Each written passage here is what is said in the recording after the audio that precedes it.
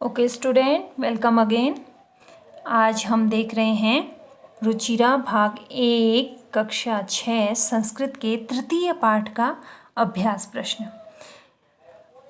आपका पहला प्रश्न है उच्चारणम कुरुत, यानी कि उच्चारण कीजिए।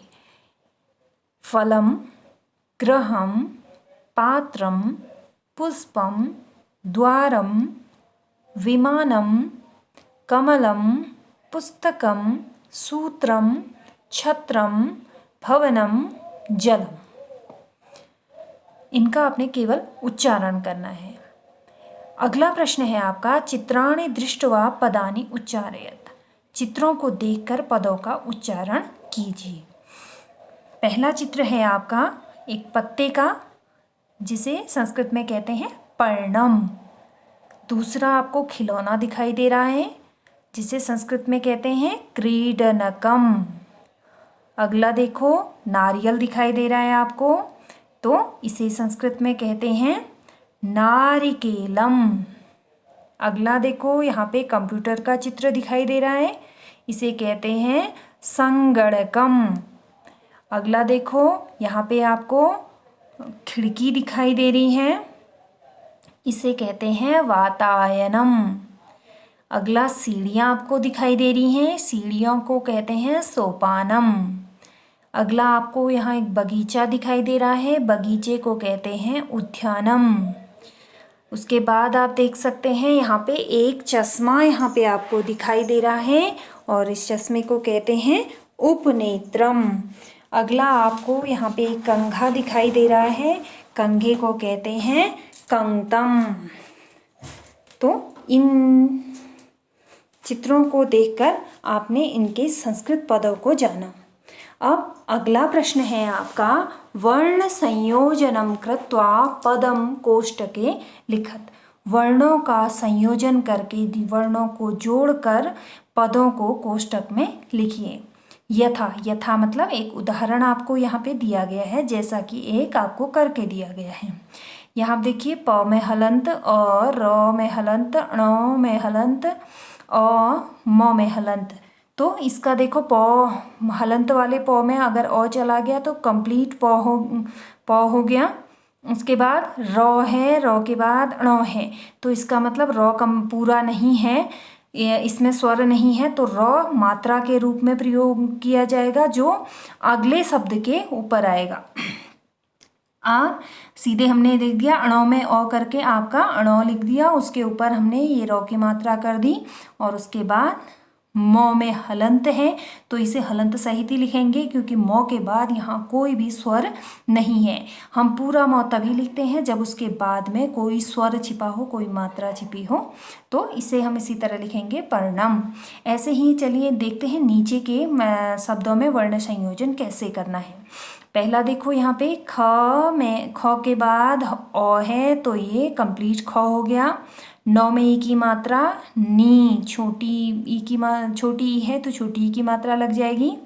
तो में हलंत है, उसके बाद रो में हलंत है, यानी कि तो पूरा नहीं है, तो आप रो की मात्रा आप लगा देंगे त्र की तरह, और ये कंप्लीट त धन र धन अ बराबर त्र हो गया, और मो में हलंत रहेगा, तो इसके बाद कोई स्वर न होने की वजह से इसको हम पूरा मो में हलंत ऐसा ही हम यहाँ पे लास्ट में लिखेंगे। और जो आपका पूरा शब्द बना वो क्या बना, खनित्रम।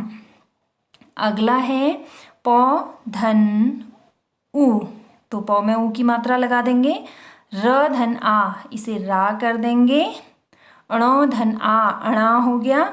न धन ई, नी हो गया, तो क्या हो गया, पुराणानी, पुराणानी हो जाएगा। अगला देखते हैं, देखिए इसी क्रम में अगला क्या है आपका पधन ओ, प से हलंत हट जाएगा, ओ की मात्रा लग जाएगी पो। श के बाद ओ है, तो कंप्लीट स हो जाएगा। स क में आ है का, अण धन ई णी, पोषकाणी यहाँ पे हो जाएगा। क धन अ, कंप्लीट क हो गया। ङ धन क, ङ आधा है, उसके बाद क है, तो ङ के नीचे हम क को लिख देंगे। कंग, क पूरा हो जाएगा। तो में अ लिख देंगे, तो पूरा तो हो जाएगा और म इस तरह से क्या हो जाएगा, कंगतम। कंगतम मीन्स कंघा, यहाँ पे आप लिख देंगे। अगला है ख खंड आपका, अधोलिखितानां पदानां वर्ण विच्छेदम कुरुत। नीचे लिखे पदों का वर्ण विच्छेद करो। पहला है व्यजनम। व्यजनम मीन्स क्या होता है, पंखा। तो इसका जब हमने वर्ण विच्छेद किया तो वो आधा था, इसलिए वो में हलंत लगा के लिख दिया। उसके बाद जो यो था तो हमने यो लिख दिया, यो में ओ छिपा हुआ था तो हमने हलंत लगाया और ओ लिख दिया। उसके बाद और जो में हलंत लगाया ओ लिख लिया, नौ में हलंत लगाया ओ लिख लिया, और मो हलंत वाला ही है तो केवल हलंत वाला मो लिखेंगे, उसके बाद ओ लिखने की ज़रूरत नहीं है।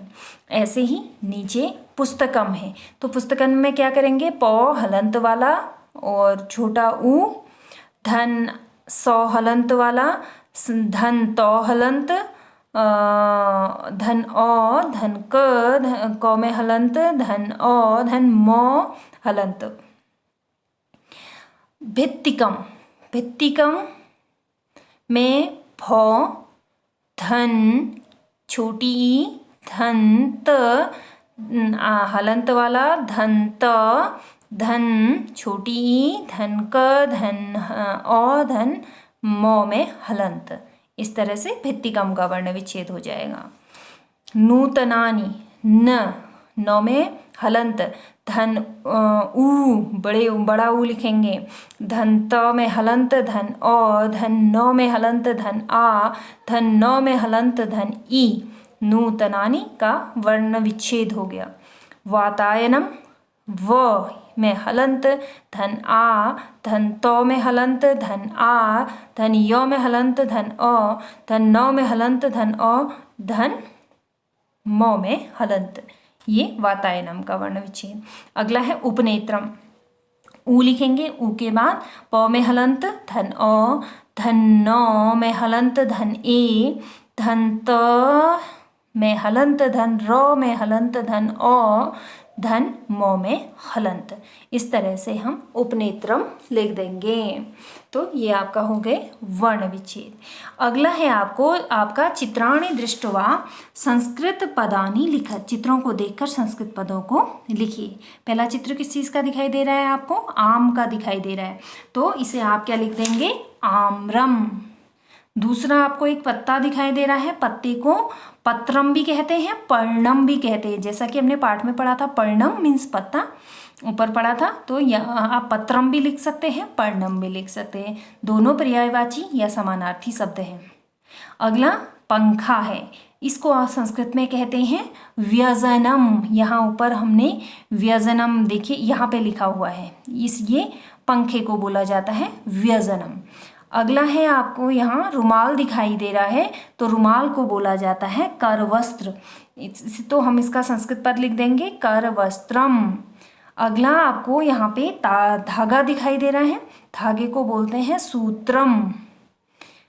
अगला आपको यहाँ छाता दिखाई दे रही है, छाता को बोलते हैं छत्रम। तो इस तरह से आप इसको लिख सकते हैं। अगला है आपका चित्रम दृष्ट्वा उत्तरम लिखत। चित्र देखकर उत्तर लिखो। किम पतति। अब चित्र यहाँ पे बना है पेड़ का, पेड़ से हमें एक फल गिरता हुआ दिखाई दे रहा है, तो आपको इसका उत्तर लिख देना है। तो आप लिखेंगे फलम पतति। दूसरा है मयूरौ किम कुरुतः। मयूरौ मतलब दो मोर, किम कुरुतः क्या करते हैं, दोनों मोर क्या कर रहे हैं, आपको नृत्य करते हुए दिखाई दे रहे हैं, तो आप लिख सकते हैं मयूरौ नृत्यतः। अगला है एते के स्तः। ये दो क्या हैं, ये दो क्या हैं आपको दिखाई दे रहे हैं, ये खिलौने आपको दिखाई दे रहे हैं, तो खिलौनों को संस्कृत में कहते हैं क्रीडनक। तो आप लिख देंगे एते क्रीडनके स्तः। ठीक हो गया। अगला है आपका बालिका किम कुर्वन्ति। बालिका क्या करती हैं, तो आपको दिखाई दे रहा है बालिकाएं पुस्तकें पढ़ रही हैं, तो आप लिख देंगे बालिका पठन्ति। अगला है कानि वीक्षन्ति। कानी मतलब क्या, विकसंती मीन्स खिल रहे हैं। क्या खिल रहे हैं? चित्र में आपको फूल खिलते हुए दिखाई दे रहे हैं और फूल को संस्कृत में बोलते हैं पुष्प। अब बहुवचन में है तो पुष्पम, पुष्पे पुष्पाणि, पुष्पाणि बहुवचन है तो आप लिख देंगे पुष्पाणि विकसंती। इस तरह से आप चित्र को देखकर इनके उत्तर यहाँ पे आसानी से लिख सकते हैं। अगला है निर्देशानुसारम वाक्यानि रचयत। निर्देश के अनुसार वाक्यों की रचना कीजिए। अब देखो, निर्देश के अनुसार वाक्यों की रचना करनी है तो इसमें निर्देश यहाँ पे आपको इसके वाक्य के बाद में लिखा हुआ है। जैसे यहाँ पे पहला पद है एतत् पतति। एतत् मतलब यह, पतति मतलब गिरता है, यह गिरता है, ये एक वचन का वाक्य है। अब यहाँ पे आपको बाद में लिखा हुआ दिखाई दे रहा है बहुवचने, यानी कि इसको आपने बदल देना है बहुवचन में। तो इसका बहुवचन क्या हो जाएगा? एतद्, एते, एतानि। एतत् की जगह क्या हो जाएगा? एतानि हो जाएगा, हो गया है। और पतति, पतति पततः पतन्ति, और पतति का बहुवचन पतन्ति होता है। इस तरह से आपका पूरा वाक्य क्या बन गया? एतानि पतन्ति। अगला है एते पर्णे स्तः। एते पर्णे स्तः। अब एते पर्णे स्तः को आपने किस में बदलना है? बहुवचन में बदलना है। तो एते का बहुवचन क्या हो गया? एतानि। पर्णे का पर्णानि। स्तः का बहुवचन हो गया सन्ति। इस तरह से एतानि पर्णानि सन्ति हो गया। मयूरः नृत्यति। मयूरः नृत्यति को बहुवचन में करना है। ये एक वचन का है, ये पहला जो था आपका द्विवचन का था, ये अब एक वचन का है। तो मयूरः नृत्यति, मोर नाचता है, इसको मोर नाचते हैं। तो मयूरः का बहुवचन मयूरा, नृत्यति का बहुवचन हो जाएगा नृत्यन्ति। मयूरा नृत्यन्ति। अगला है एतानि यानानि। ये आपका बहुवचन का वाक्य है। इस बहुवचन के वाक्य को आपको द्विवचन में बदलना है। तो एतानि का द्विवचन क्या होगा? एते। और यानानि का याने। एते याने हो जाएगा। अगला है छात्रे लिखतः। छात्रे लिखतः, ये आपका द्विवचन का है, इसे आपने बहुवचन में बदलना है। छात्रे का होगा छात्रः, छात्रे, छात्रा। तो यहाँ पे हो जाएगा आपका छात्रा। लिखतः का हो जाएगा लिखन्ति। छात्रा लिखन्ति हो जाएगा। अगला है नारिकेलम पतति। नारिकेलम पतति, नारियल गिरता है। ये आपका एक वचन का है और इसे बदलना है आपको द्विवचन में। इसके लिए आपको क्या करना है? सबसे पहले नारिकेलम को द्विवचन में नारिकेलम, नारिकेले, इसको आप कर देंगे नारिकेले। पतति को द्विवचन में बदलेंगे पतति, पततः, पतन्ति। द्विवचन होता है पततः। नारिकेल केले पततः, इसका द्विवचन वाक्य हो गया। तो इस तरह से आप इसको सॉल्व कर सकते हैं। अगला है आपका उचित पदानि संयोज्य वाक्यानि रचयत। उचित पदों को जोड़कर वाक्यों की रचना कीजिए। अब इसमें उचित पद क्या है? देखो, यहाँ पे पहला आपको दिया गया है कोकिले मतलब कोयल। पवनः वायु हवा, पुष्पम फूल, खगः पक्षी, मयूरा मोर, दो मोर, सिंहा बहुत से शेर, विकसति खिलता है, नृत्यन्ति नाचते हैं, उत्पतति उड़ते हैं, वहति बहते हैं, बहता है, गर्जन्ति गर्जना करते हैं, कूजतः आवाज़ करते हैं। तो इनको आपने जोड़ना है। तो पहला है कोकिले। कोकिले, कोकिल यानी कि कोयल के द्वारा कौन सा कार्य किया जाता है? कूजने का कार्य किया जाता है। तो आप कर देंगे कोकिले कूजतः। दोनों द्विवचन के हैं तो इन दोनों को आप एक साथ जोड़ सकते हैं। अगला है पवनः। पवनः मीन्स वायु, वहति मतलब बहती है, पवनः वहति हो जाएगा। अगला है पुष्पम। पुष्पम फूल, विकसति खिलता है, पुष्पम विकसति, तो इन दोनों को आप मिलान कर देंगे। अगला है खगः। खगः पक्षी, उत्पतति उड़ता है, खगः उत्पतति, इन दोनों को आप मिला देंगे। अगला है मयूरा। मयूरा बहुत से मोर हैं, नृत्यंती नृत्य करते हैं, मयूरा नृत्यंती, इन दोनों को आप मिला देंगे। अगला है सिंहा। गर्जन्ती, सिंहा बहुत से शेर, गर्जन्ती गर्जना करते हैं, तो इनको आप मिला देंगे। तो इस तरह से आपने इस एक्सरसाइज को सॉल्व करना है। आशा है आप लोगों को समझ में आया होगा। आप सभी का दिन शुभ हो।